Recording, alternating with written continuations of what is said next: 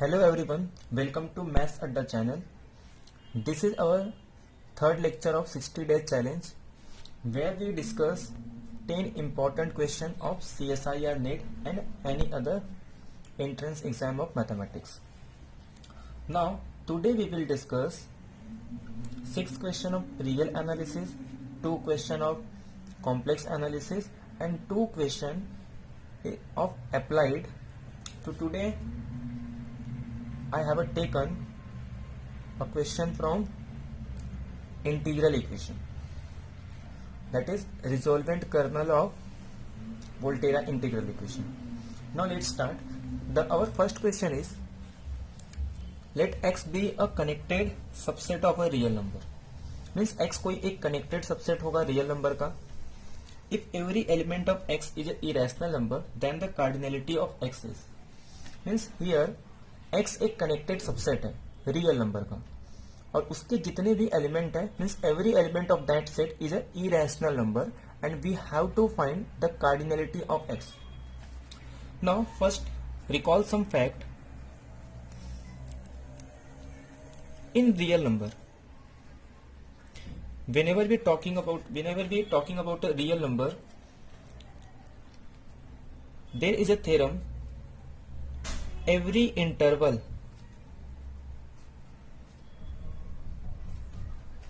is connected.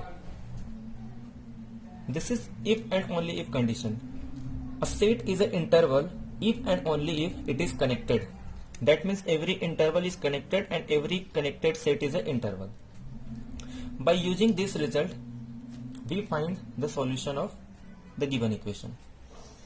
And we know that there are 11 type of interval, that is empty set, singleton set,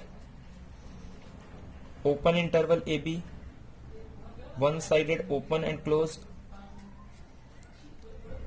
AB, both side closed, that means closed interval AB.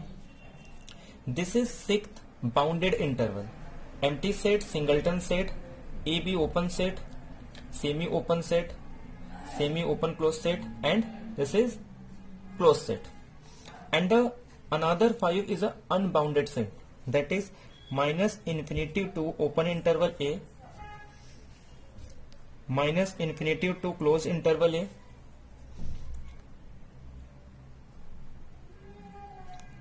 A to infinity, closed interval A to infinity, and last one is minus infinity to infinity. That means हमारे पास ये 11 intervals हैं किसमें, real number के अंदर, और सारे intervals क्या होते हैं, connected. That means this all are connected set. अगर ये सारे सेट कनेक्टेड है, अब क्वेश्चन में क्या कह रहा है कि x एक कनेक्टेड सबसेट है रियल नंबर का, मतलब ये सारे कनेक्टेड सेट है रियल नंबर के. अब क्वेश्चन में ये कह रहा है कि every element of x is a irrational number. Mean set के अंदर जितने भी एलिमेंट होंगे वो सारे इरेशनल नंबर होने चाहिए. Now here we use Archimedean property.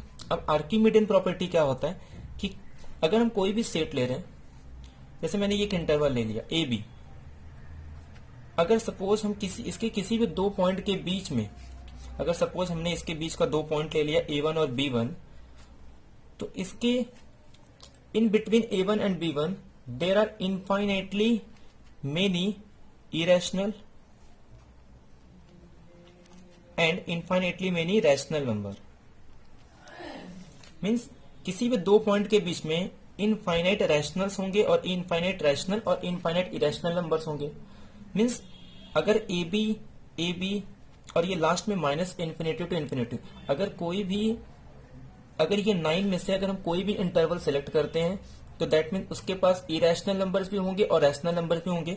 मतलब ये सारे ऑप्शन हमारे कैंसिल हो जाएंगे.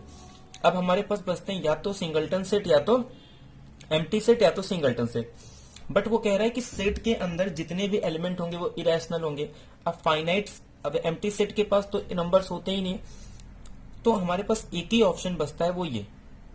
तो हमारा जो ऑप्शन नंबर डी होगा राइट होगा कि अगर ऐसा कनेक्टेड सेट रियल नंबर का जिसके पास every element of that set is irrational number, ये तभी पॉसिबल होगा जब वो एक सिंगलटन सेट होगा और उस सिंगलटन सेट के अंदर हम कोई भी इरेशनल नंबर लिख सकते, जैसे √5, √2, सिंगलटन सेट के अंदर सपोज e। तो ये सारे इरेशनल नंबर हैं और ये सारे कनेक्टेड सेट है क्योंकि ये इंटरवल है और इंटरवल है, कनेक्टेड सेट है और हर एक सेट के पास कितने एलिमेंट है, इरेशनल। तो ये तभी पॉसिबल होगा जब वो सेट कैसा होगा, सिंगलटन सेट होगा। तो हमारा ऑप्शन डी राइट हो जाएगा। अब इसी के बेस पे एक और क्वेश्चन है, क्वेश्चन नंबर 22। अब देखो क्वेश्चन नंबर 22 में क्या कह रहा है कि X एक मैट्रिक्स स्पेस है and A is a subset of X। X be a matrix space and A is a subset of X, be a connected set with at least 2 distinct point। मतलब एक set लेना है, X be a matrix space, और अगर उस matrix space के अंदर एक सेट ले A। हमने क्या किया, एक मैट्रिक्स स्पेस के अंदर एक सेट ले लिया A और A क्या है, कनेक्टेड सेट है। अब कनेक्टेड सेट है मीन्स वो इसी 11 इंटरवल में से एक होगा। अब उसके पास कम से कम 2 पॉइंट होने चाहिए। अब कम से कम 2 पॉइंट होने चाहिए तो हमारे पास एम्प्टी सेट नहीं हो सकता क्योंकि एम्प्टी सेट के पास पॉइंट होते ही नहीं। सिंगलटन सेट के पास 1 पॉइंट होते तो ये भी नहीं हो सकता। मतलब ये किसी 9 इंटरवल में से एक होगा। अब ये ऑप्शन हमारे पास क्या है कि ए के पास 2 एलिमेंट होंगे, नहीं तो ये पॉसिबल ही नहीं। या तो वो फाइनाइट, या तो एम्प्टी सेट होगा या तो सिंगलटन सेट होगा। उसके बाद सारे सेट, ये इंटरवल है और इस इंटरवल की जो कार्डिनलिटी होती है वो होता है अनकाउंटेबल।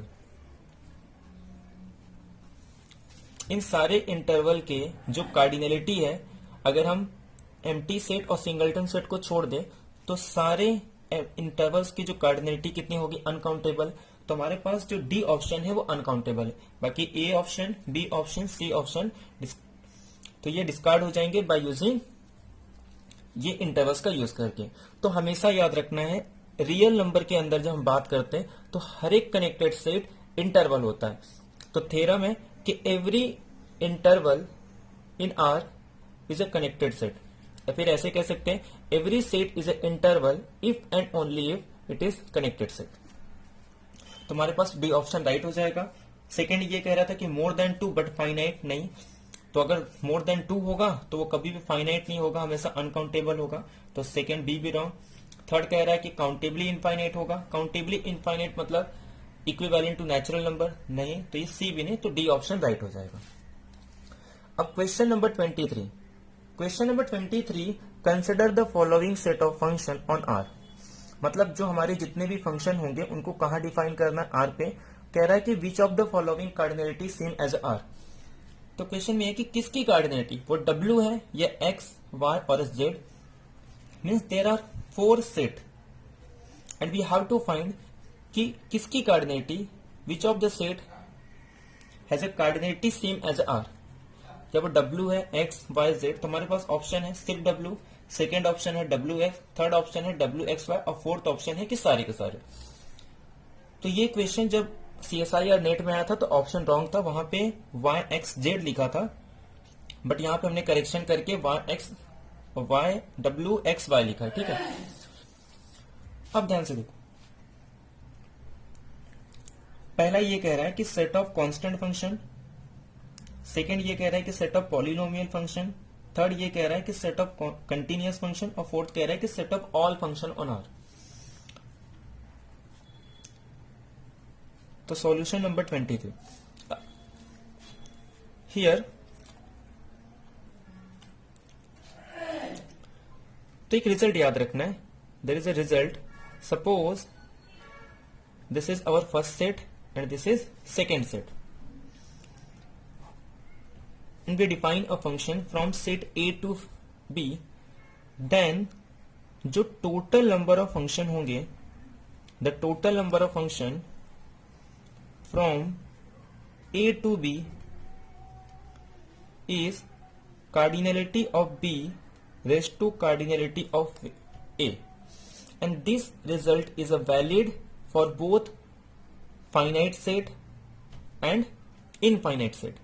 मीन्स ये जो रिजल्ट है वो फाइनाइट सेट के लिए भी है, या फिर ये कह सकते हैं काउंटेबल और अनकाउंटेबल दोनों सेट के लिए है।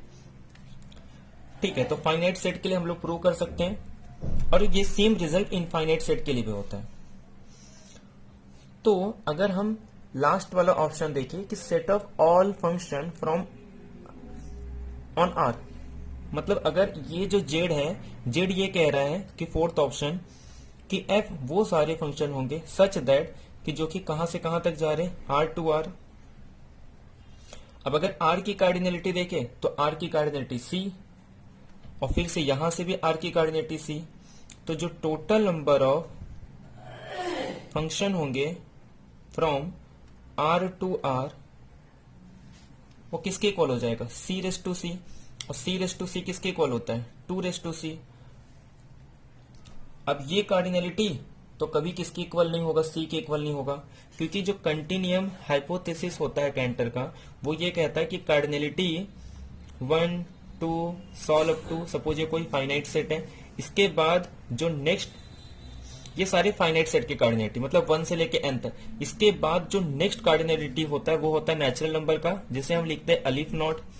इसके बाद जो नेक्स्ट कार्डिनलिटी होता है वो होता है उसके सबसेट का 2 रेस टू अलिफ नॉट, और 2 रेस टू अलिफ नॉट को हम कहते हैं सी, यानी कि रियल नंबर की कार्डिनलिटी और जितने भी इंटरवल्स है उन सबके कार्डिनलिटी, और n तक के जितने भी कार्डिनलिटी होते हैं अलिफ नॉट तक वो सारे काउंटेबल होते हैं, और इसके बाद जितने कार्डिनलिटी होते हैं वो सब अनकाउंटेबल होते हैं। और नेक्स्ट कार्डिनलिटी जो होगा वो 2 raise to aleph naught, that is 2 raise to C.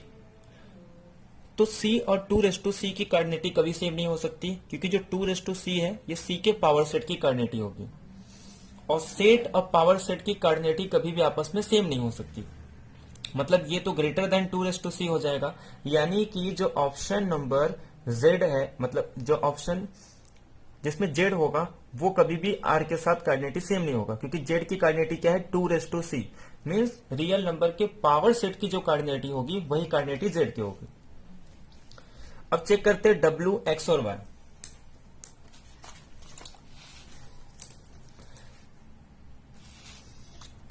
तो W, X और Y, W में कह रहा है कि set of constant function on R, means हमें एक सेट लेना है, या फिर हम ये कह सकते हैं एक पॉलिनोमियल जिसे हम डिफाइन करते हैं पी नॉट से, और ये ए नॉट होगा such that A naught belongs to real number.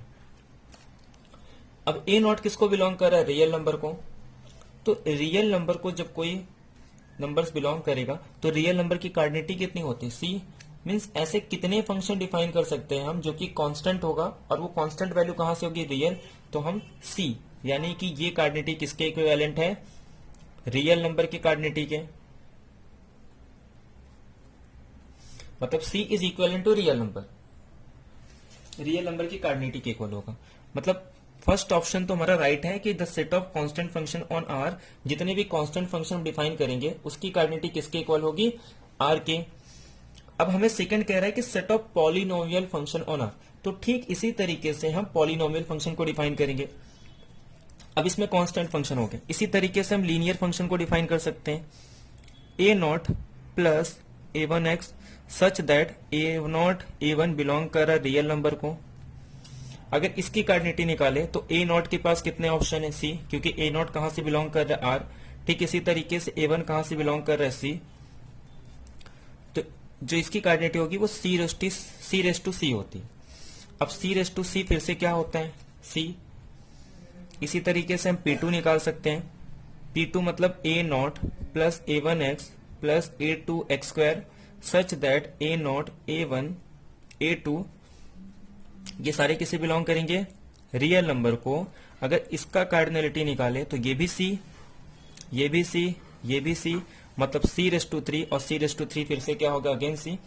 ठीक इसी तरीके से हम डिफाइन कर सकते हैं Pn, और Pn की जो A naught plus a1x plus a2x square solve up to an(x)n such that ai belongs to real number where i is 1 to n। अब a नॉट के पास भी सी ऑप्शन, a1 के पास भी सी ऑप्शन, ऐसे लास्ट में जो an होगा इसके पास भी सी, मतलब c रेस टू n हो जाएगा, सबको मल्टीप्लाई करेंगे तो, और c रेस टू n भी कितना होता है, c। अब जो पॉलिनोमियल होंगे इन सारे फंक्शन का हम यूनियन ले लेंगे, तो ये हमारे पास हो जाएगा एक्स। तो एक्स हमारे पास क्या हो जाएगा, कांस्टेंट फंक्शन, लीनियर फंक्शन, इन सारे फंक्शन, सारे पॉलिनोमियल का अगर हम यूनियन लेंगे तो ये हमारे पास हो जाएगा एक्स। अगर हर एक पॉलिनोमियल सी है और सी का अगर हम यूनियन लेंगे तो फिर से वो क्या आएगा, फिर से वो सी आने वाला है। तो मतलब ये भी किसके इक्विवेलेंट हो जाएगा, रियल के। मतलब डब्ल्यू की कार्डिनेटी भी किसके इक्विवेलेंट होगी, आर के। नेक्स्ट एक्स की जो कार्डिनेटी होगी वो भी किसके इक्विवेलेंट होगी, आर। अब नेक्स्ट आता है set of continuous function on are. तो इसके लिए एक रिजल्ट याद रखना है, जितने भी कंटिन्यूअस फंक्शन होते हैं ए बी, अगर इसका कार्डिनलिटी निकालना है तो ये इक्वल होता है कार्डिनलिटी ऑफ जितने भी फंक्शन होंगे। सपोज अगर फंक्शन को हम डिफाइन करें m from q to r, तो q से लेके, मतलब अगर हमारे पास यहां q है और यहां पे हमारे पास r है, तो यहां से लेके यहां तक जितने फंक्शन डिफाइन कर सकते हैं उतने a से लेके b तक कंटिन्यूअस फंक्शन डिफाइन होते हैं। अब अगर r की कार्डिनलिटी देखें तो r की कार्डिनलिटी c और q की कार्डिनलिटी होती है अलिफ नॉट। तो इसे हम लिख सकते हैं 2 रेस टू अलिफ नॉट, और 2 रेस टू अलिफ नॉट किसके इक्वल होता है, c। मतलब set of continuous function on r, ये भी किसके इक्विवेलेंट है, r के। मतलब इन तीनों की जो कार्डिनलिटी होगी वो किसके इक्वल होगी, c, यानी कि r के इक्विवेलेंट है ये तीनों की कार्डिनलिटी। तो set of all function from on r, सिर्फ ये एक ऐसा था जिसकी कार्डिनलिटी 2 रेस टू c थी। तो हमारा जो ऑप्शन नंबर c है वो करेक्ट हो जाएगा कि only w x y r has a same cardinality which is equivalent to r। Means in w x y ये तीनों ऐसे सेट है जिनकी कार्डिनलिटी किसके इक्वल होगी, r। बाकी जो z है इसका कार्डिनलिटी 2 रेस टू c होगा। तो हमारा ऑप्शन c राइट हो जाएगा। अब नेक्स्ट क्वेश्चन देखते हैं। कंसिडर करना है सेट ऑफ सीक्वेंस। अगर हम सीक्वेंस को लिखे तो हम सीक्वेंस को कैसे लिखते हैं, तो हमारे पास सीक्वेंस को लिखने का तरीका होता है x1 x2 solve up to xn such that each xi belongs to real number. इस तरीके से हम लिखते हैं सीक्वेंस को। अब ये कह रहा है कि consider the set of sequence. हमें एक सीक्वेंस लिया है जो कि xn इस तरीके से डिफाइन है सच दैट कि जो हर एक xn होगा उसके पास वो या तो 0 और 1 को बिलोंग, उसके बाद 2 पॉइंट है, n belongs to natural number. अब ये कह रहा है और y को डिफाइन किया है कि xn belongs to x such that कि xn इज इक्वल टू 1 होगा for at most finitely many n। अब इस चीज को समझते हैं।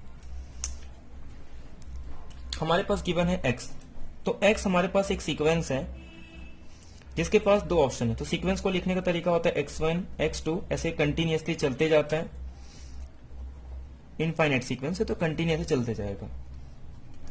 सच दैट ये कह रहा है कि जितने भी xi है उसके पास 2 ही ऑप्शन है, या तो 0 और 1। अब ध्यान सुनो, इसके पास कितने ऑप्शन है, 2। इसके पास कितने ऑप्शन होंगे, 2।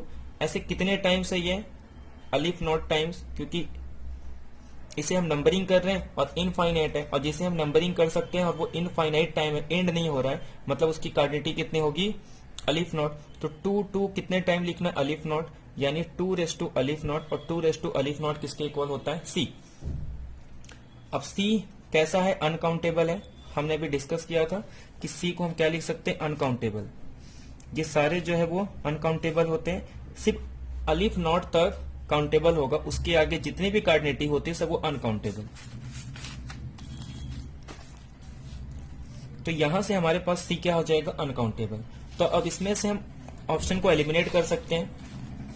ये कह रहा है कि x काउंटेबल है तो ये ऑप्शन एलिमिनेट, x अनकाउंटेबल तो ये पॉसिबिलिटी है, x काउंटेबल ये रॉन्ग, x अनकाउंटेबल ये पॉसिबिलिटी। अब हमें चेक करना है y इज काउंटेबल है या अनकाउंटेबल। अगर y काउंटेबल है तो b ऑप्शन राइट होगा, अगर y अनकाउंटेबल है तो d ऑप्शन राइट होगा।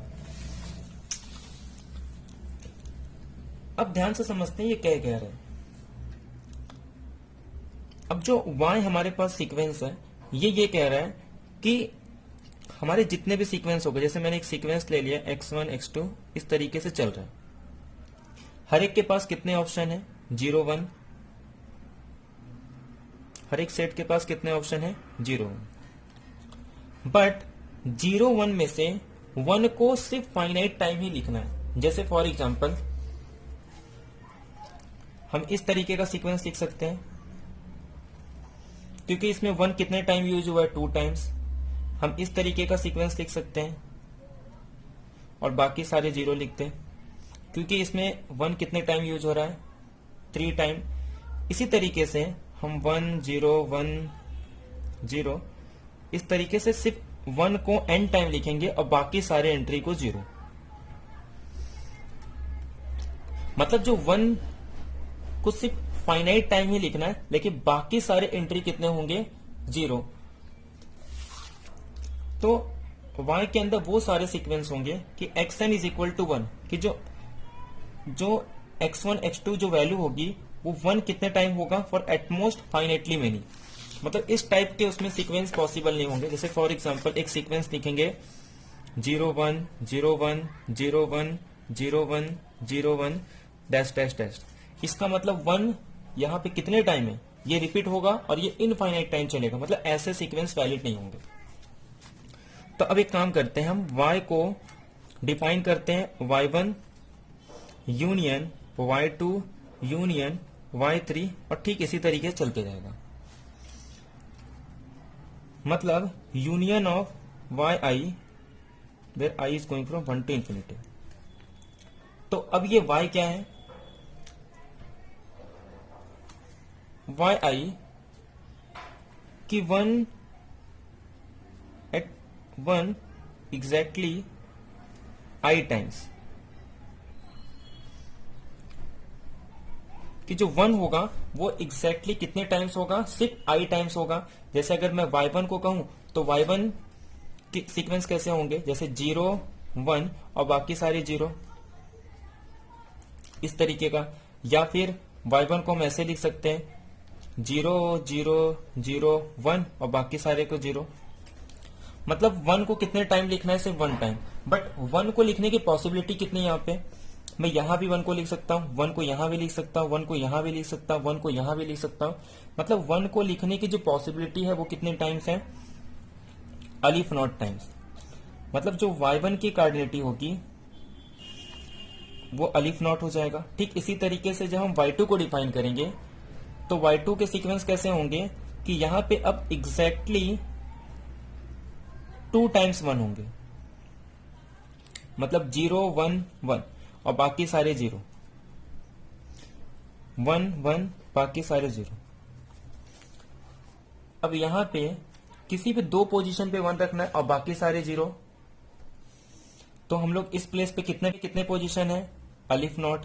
सेकंड 1 को लिखने के कितने पॉसिबिलिटी? अलिफ नॉट। तो अलिफ नॉट क्रॉस अलिफ नॉट फिर से क्या होता है? अलिफ नॉट। इसी तरीके से जब अगर हम लास्ट में yn निकालेंगे तो इसका जो कार्डिनेटी होगा, इसकी कार्डिनेटी अलिफ नॉट, इसका कार्डिनेटी भी अलिफ नॉट। ठीक इसी तरीके से जब हम yn निकालेंगे तो उसकी कार्डिनेटी होगी aleph naught cross solve up to aleph naught cross. और क्योंकि 1 को फाइनाइट टाइम लेना है तो ये फाइनाइट टाइम से होगा, और फाइनाइट टाइम्स मतलब अलिफ नॉट रेस टू n, और अलिफ नॉट रेस टू n फिर से अलिफ नॉट होता है। मतलब y1 भी अलिफ नॉट, y2 भी अलिफ नॉट, और हर एक की कार्डिनलिटी, हर एक yi की कार्डिनलिटी कितनी हो रही? अलिफ नॉट। तो अगर ये सारे अलिफ नॉट है तो अगर हम उसका यूनियन लेंगे तो वो भी कितना होगा? अलिफ नॉट।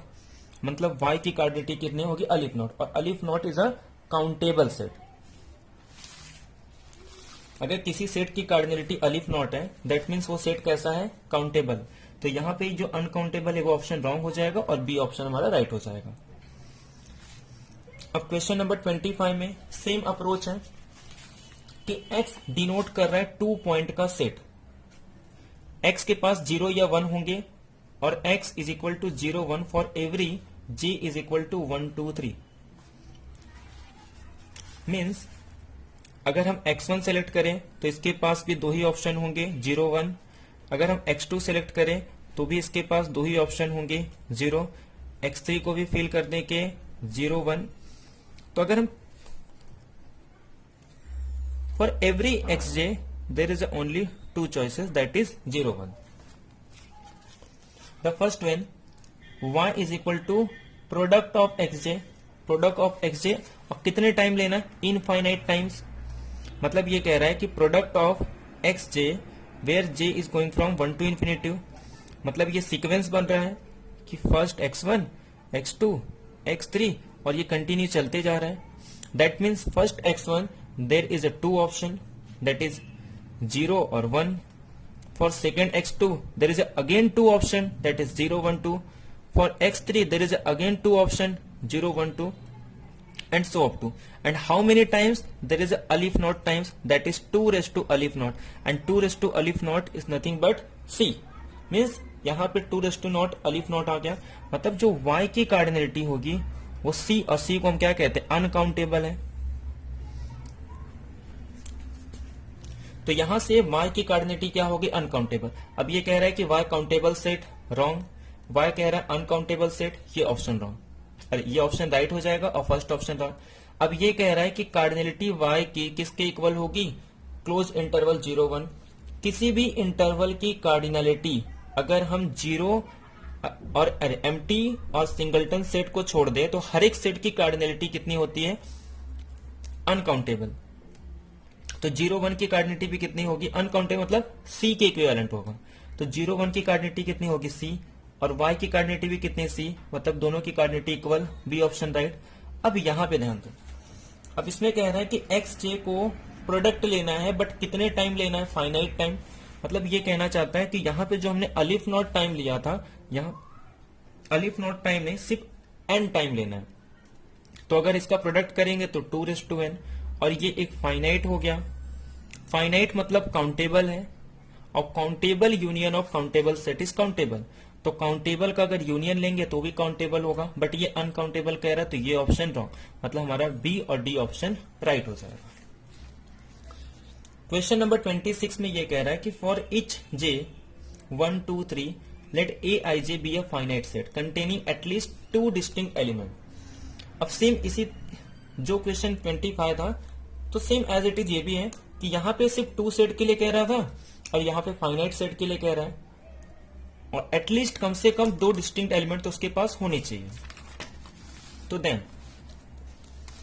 पहला ऑप्शन ये है कि ए जे और जे को हम लोग कहां से लेंगे, 1 से लेके इन्फिनिटी तक, मतलब यूनियन लेना है। तो क्या ये काउंटेबल सेट होगा। अब हर एक ए जे फाइनाइट सेट है, फाइनाइट सेट मतलब काउंटेबल है, और countable union of countable set is countable, तो पहला ऑप्शन राइट। अब यहां पे ध्यान दो, ए जे हमारे पास फाइनाइट सेट है, सपोज फाइनाइट सेट है, उसकी कार्डिनलिटी सपोज n है या फिर m है।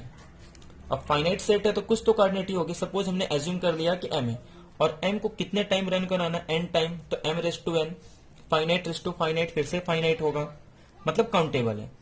और countable union of countable set is again countable, तो ये कह रहा है अनकाउंटेबल, तो ये ऑप्शन रॉन्ग। सी में ये कह रहा है कि ए जे के पास कोई फाइनाइट होगा, सपोज हमने कहा m, और इस m को रन कराना है कितने टाइम, इनफाइनाइट, मतलब m solve up to m raise to aleph, m को कितने टाइम करना है, अलिफ not times.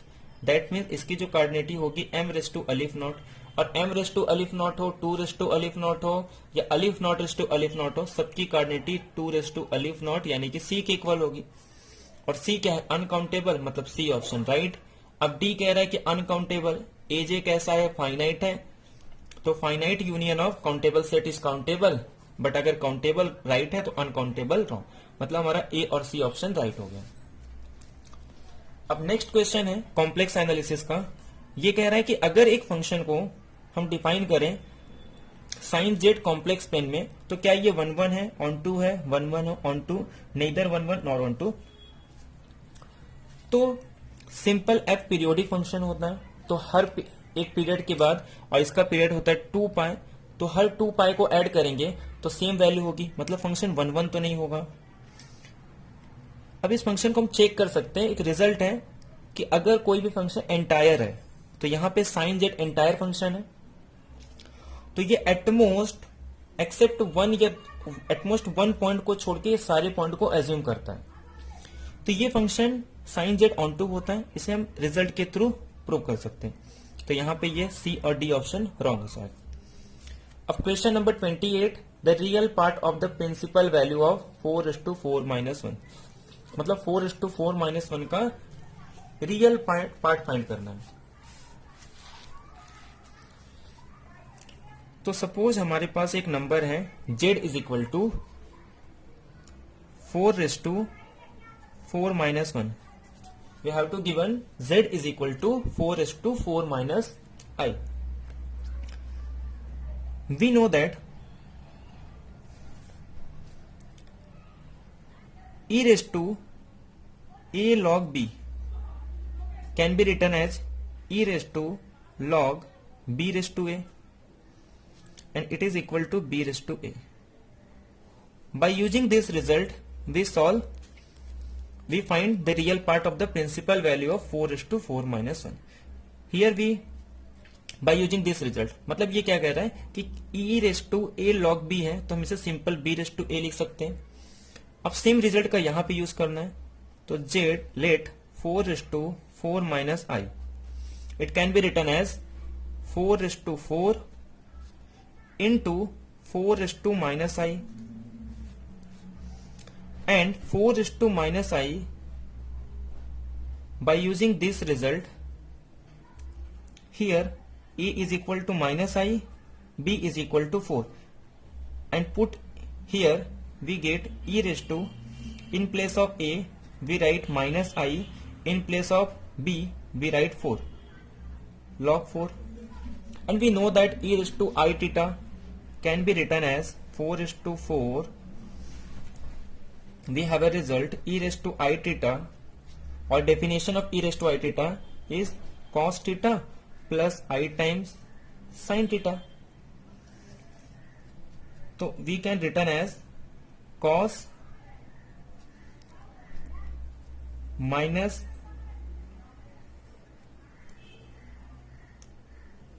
log 4 plus I times sin,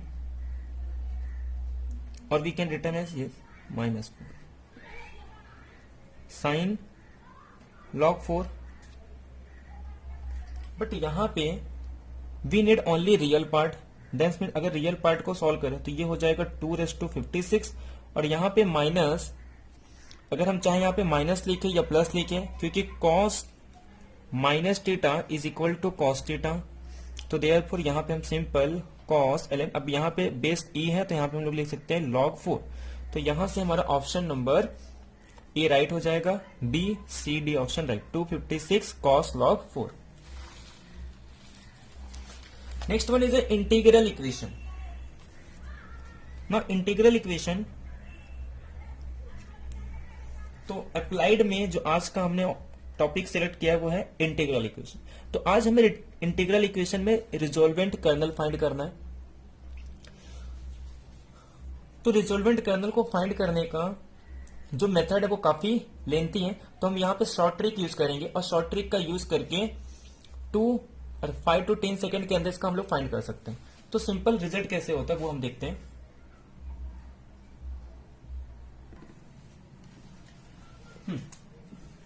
कि अगर हमारे पास कोई कर्नल, अगर आइटरेटेड कर्नल है, अगर हमारे पास कर्नल आइटरेटेड कर्नल है, तो जो रिजोल्वेंट कर्नल होता है, रिजोल्वेंट कर्नल को लिखते हैं x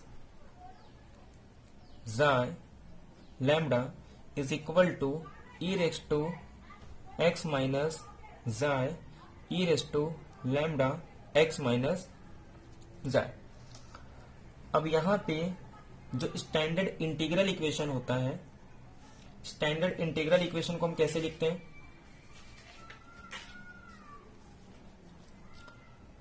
u of x is equal to f of x plus lambda a of x b of x k into x xi u xi d xi। अगर इस तरीके से, अगर यहाँ पे xi है तो xi लिखेंगे, अगर यहाँ पे t है तो इसे हम लोग t से रिप्लेस कर देंगे। तो हमारे पास लैम्बडा क्या होगा, इसे हम आइगन वैल्यू कहते हैं, तो ये हमारे पास लैम्बडा हो गया। तो ये हम सिंपल यहाँ पुट कर देंगे। बट ये जो कर्नल है वो आइटरेटेड कर्नल होना चाहिए, तो ये याद रखना है कि वो आइटरेटेड कर्नल होना चाहिए। अब आइटरेटेड कर्नल से मतलब ये है कि जो के एक्स टी और के टी जाए ये फिर से किसके इक्वल आना चाहिए, के एक्स जाई के इक्वल, मतलब हमारे कर्नल के इक्वल आना चाहिए। अगर ये रिलेशन फॉलो हो जाएगा तो हम कहेंगे कि ये आइटरेटेड कर्नल है और रिजोल्वेंट कर्नल का सिंपल फॉर्मूला ये हो जाएगा। तो ये रिजल्ट का यूज करके हम बहुत ही जल्दी इसका सॉल्यूशन फाइंड कर सकते हैं। अब ध्यान देना, यहां पे कुछ नहीं है तो मतलब इसका जो कर्नल होगा वो 1 होगा। अब 1 में अगर हम कुछ भी अप्लाई करें तो आंसर 1 ही आने वाला है, मतलब 1 एक आइटरेटेड कर्नल है। तो सिंपल, अब यहां पे हम रिजल्वेंट कर्नल के प्लेस पे पुट कर देंगे। अब अगर इससे कंपेयर करें, अब सिर्फ कंपेयर करना है, तो रिजोल्वेंट कर्नल एक्स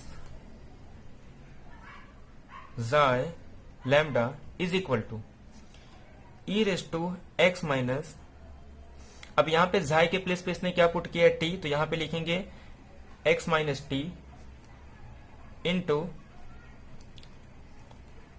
और यहां पे टी, और यहां पे कर्नल लिखना है, कर्नल एक्स जाय, ये जो है यहां पे कर्नल एक्स जाय, लेकिन कर्नल एक्स जाय की वैल्यू कितनी है 1, तो ये सिंपल हो जाएगा यहां पे, sorry lambda, e raise to lambda x minus, अगर जाय है तो जाय, अगर टी है तो हम यहां पे टी लिखते हैं, इनटू, और ये हमारे पास कर्नल होता है, लेकिन कर्नल की वैल्यू क्या है 1, तो 1 into e raise to lambda x minus t, sorry यहां पे ये कर्नल होगा, कर्नल एक्स जाय से। तो सिंपल हमारा जो आंसर हो जाएगा लैम्डा एक्स माइनस टी। तो ये ऑप्शन नंबर कौन सा राइट है, हमारा बी राइट हो जाएगा, ए और सी डी रॉन्ग हो जाएगा। अब सेम यहां पे ये भी यूज करना है, the resolvent kernel for the integral equation. अगर हम यहां पे ध्यान से देखें तो यहां पे फिर से t माइनस एक्स के प्लेस पे, तो पहले चेक करेंगे क्या ये इस कंडीशन को सेटिस्फाई हो रहा है।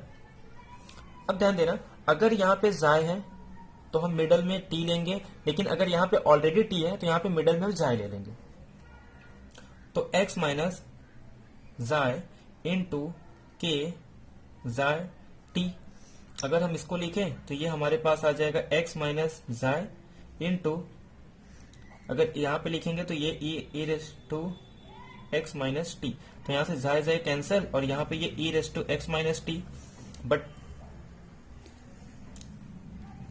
तो ये किसके इक्वल आ गया, same,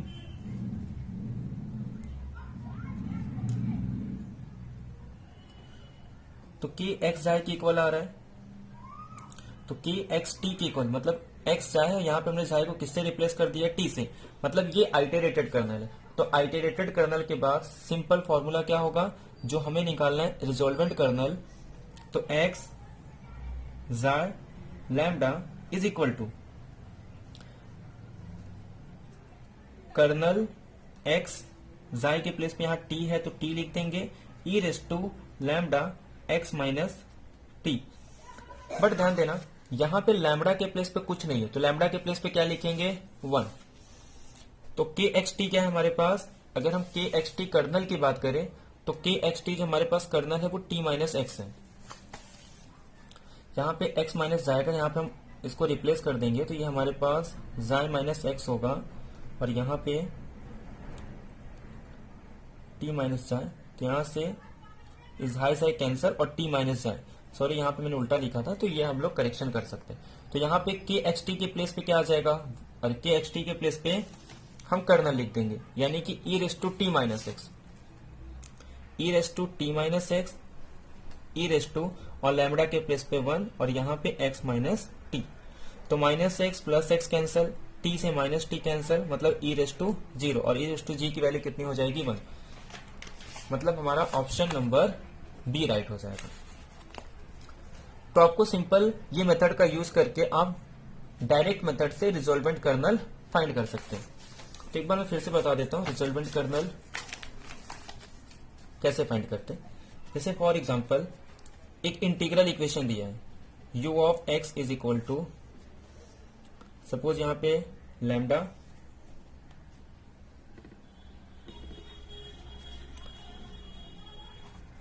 u of x is equal to f of x plus lambda a to b के x xi u of xi d xi. अगर सपोज यहां पे ज़ाय गिवन है या फिर हो सकता है इसके प्लेस पे टी गिवन है, तो पहला आपको ये चेक करना है सबसे पहले कि के एक्स टी इंटू के टी ज़ाय ये किसके इक्वल होना चाहिए, के एक्स ज़ाय। अगर ये कंडीशन सेटिस्फाई कर रहा है यानी कि आइटरेटेड कर्नल है, तो इसका जो रिजोल्वेंट कर्नल होगा R X xi lambda is equal to E raise to के x xi E raise to lambda x minus xi. तो ये हमारे पास रिजोल्वेंट कर्नल होता है। तो ये ट्रिक का यूज करके हम डायरेक्ट रिजोल्वेंट कर्नल फाइंड कर सकते हैं। ये हमारे पास एक शॉर्ट ट्रिक है रिजोल्वेंट कर्नल फाइंड करने का। तो ये अगर आइटरेटेड कर्नल इस कंडीशन को सेटिस्फाई हो तभी कर सकते, अदरवाइज जो हमारा इन जनरल फॉर्मूला है उसका यूज करके निकाल सकते हैं। तो ठीक है, तो ये था हमारे 10 इंपॉर्टेंट क्वेश्चन सीएसआई या नेट के। तो आज का लेक्चर यही एंड करते हैं, फिर मिलेंगे नेक्स्ट लेक्चर में जहां हम फिर नए सीएसआई या नेट के क्वेश्चन या गेट या जैम के क्वेश्चन सॉल्व करेंगे। हाँ, तो इसका पीडीएफ आपको डिस्क्रिप्शन बॉक्स में मिल जाएगा। तो जिन्होंने भी चैनल को सब्सक्राइब नहीं किया वो चैनल को सब्सक्राइब कर सकते हैं, ताकि जो भी अपकमिंग वीडियो आने वाली है वो आपको मिल जाएगी। तो ठीक है, आज का लेक्चर यही एंड करते हैं। Thank you.